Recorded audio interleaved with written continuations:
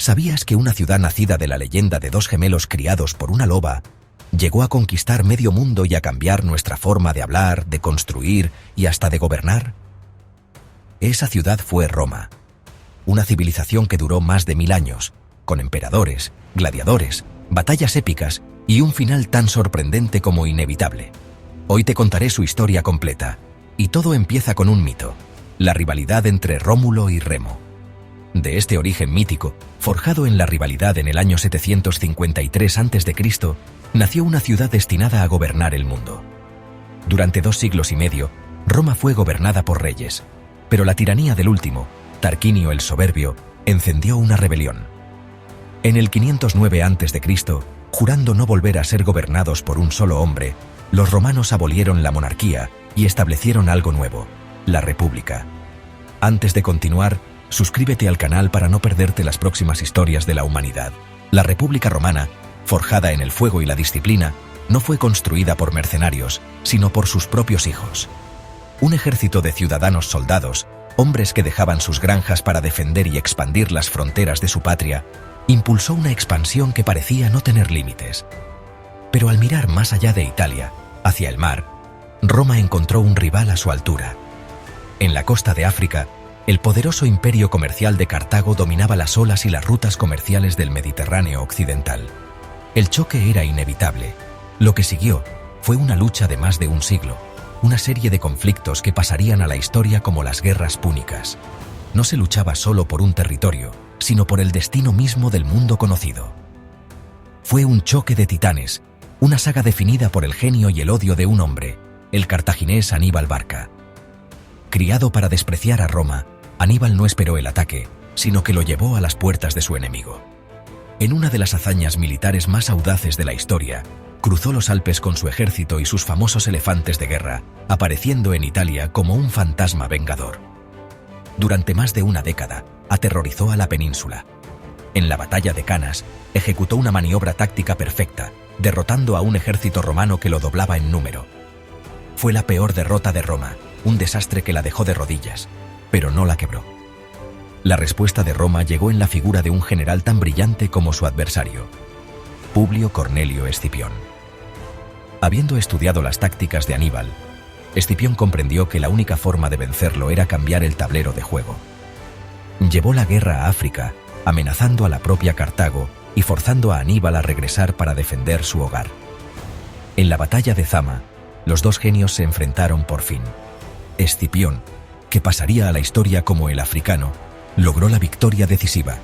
Cartago fue derrotada y finalmente destruida. Roma era ahora la dueña indiscutible del Mediterráneo, un mar que pronto llamarían con orgullo Mare Nostrum, nuestro mar. Pero la riqueza de la conquista, que fluía hacia Roma en forma de oro, tierras y millones de esclavos, se convirtió en un veneno lento y corrosivo. Los pequeños agricultores, la espina dorsal del antiguo ejército, fueron arruinados, incapaces de competir con las gigantescas fincas esclavistas. Afluyeron a la ciudad, formando un proletariado urbano pobre y resentido. La brecha entre los superricos y los desposeídos se hizo insalvable. La corrupción se apoderó del Senado, mientras generales ambiciosos como Mario y Sila creaban ejércitos profesionales más leales a su paga que a la República.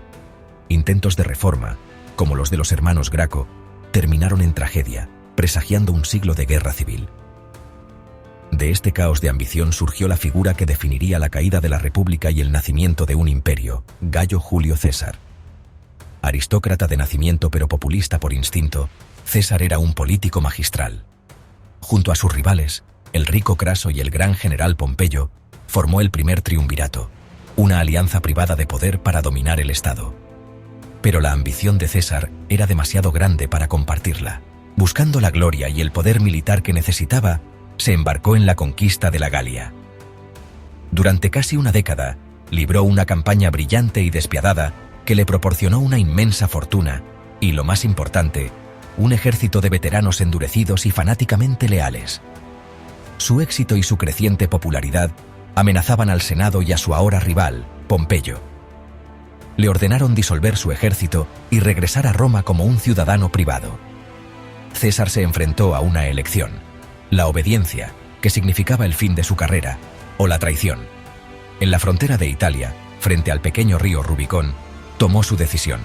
Al cruzarlo con su ejército, pronunció las famosas palabras: Alea y acta est. La suerte estaba echada. La guerra civil era un hecho. Tras derrotar a Pompeyo y a sus otros rivales en una guerra relámpago que abarcó todo el Mediterráneo, César regresó a Roma como el amo absoluto. Inició ambiciosas reformas y fue acumulando honores, hasta que aceptó el título de dictador perpetuo, dictador de por vida. Para muchos senadores, esto era la prueba final de que su ambición no se detendría hasta coronarse rey, el título más odiado en Roma. En los idus de marzo del 44 a.C., un grupo de conspiradores, creyéndose salvadores de la libertad, cayó en el suelo del Senado tras la traición de los conspiradores. Pero su poder absoluto había sellado su destino, y su caída, lejos de salvar a la República, la hundió en su última guerra civil.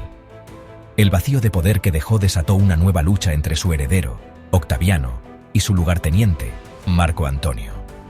La República estaba rota. Solo quedaba por decidir quién sería su primer emperador. De las cenizas de la República, calcinada por décadas de guerra civil y la daga que acabó con Julio César, no surgió un sucesor, sino una lucha por el poder. El vacío fue llenado por el segundo triunvirato: Marco Antonio, el leal general de César; Lépido, el pontífice máximo; y el inesperado heredero, el joven y astuto sobrino nieto de César, Octaviano. Su alianza fue frágil, una tregua temporal para cazar a los responsables de César antes de volverse unos contra otros. La inevitable colisión de ambiciones culminó en la batalla naval de Actium, donde la flota de Octaviano, comandada por el genio militar Agripa, derrotó a las fuerzas de Antonio y su aliada, la reina Cleopatra de Egipto. Con sus rivales derrotados, Octaviano regresó a Roma no como un conquistador, sino como un salvador. De manera magistral, evitó los errores de su tío abuelo. Rechazó títulos de rey o dictador. En su lugar, en el 27 a.C., el Senado le otorgó el nombre honorífico de Augusto, el Venerable. Se presentó como el primer ciudadano entre iguales, restaurando la fachada de la República mientras acumulaba un poder sin precedentes. Había nacido el Imperio Romano. Augusto inauguró una era de 200 años de paz y prosperidad sin precedentes, conocida como la Pax Romana, la paz romana. No fue una paz sin guerras, pues las fronteras del imperio continuaban expandiéndose, sino una era de estabilidad interna.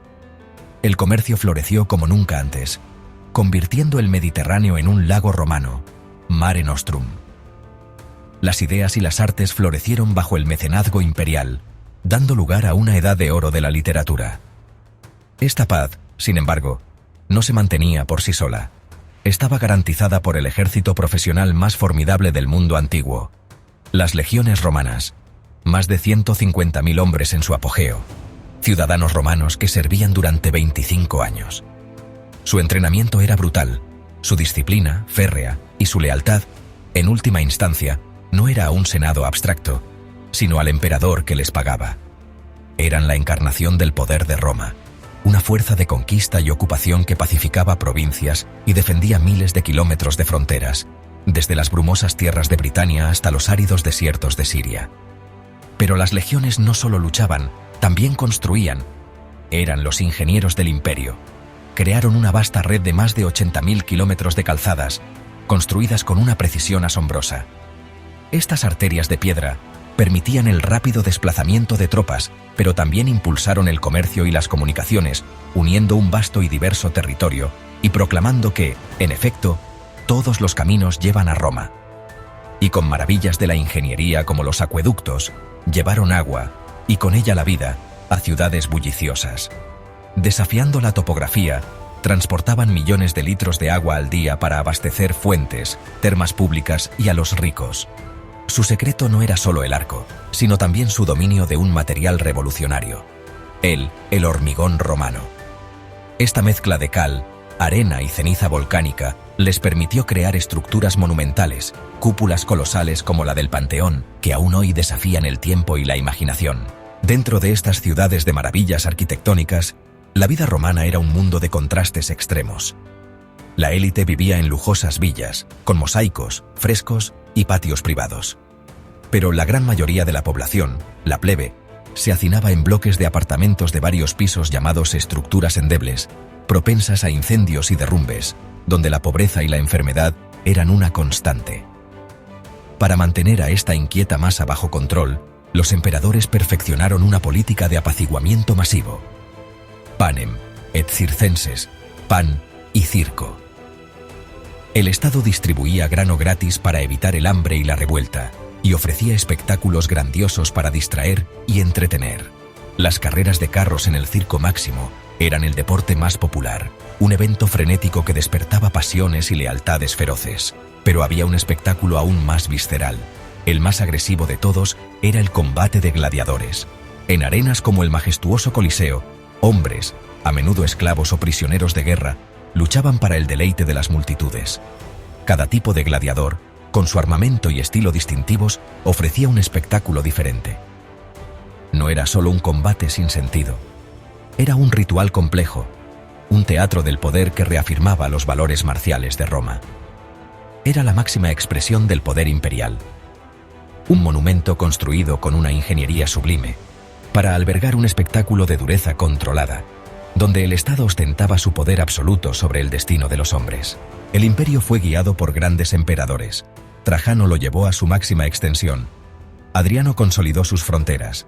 Y Marco Aurelio, el rey filósofo, lo defendió en su hora más oscura.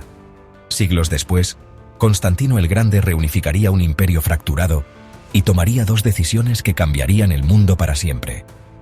Puso fin a la persecución de los cristianos, allanando el camino para que se convirtiera en la fe de Europa. Y trasladó la capital al este, a una nueva Roma.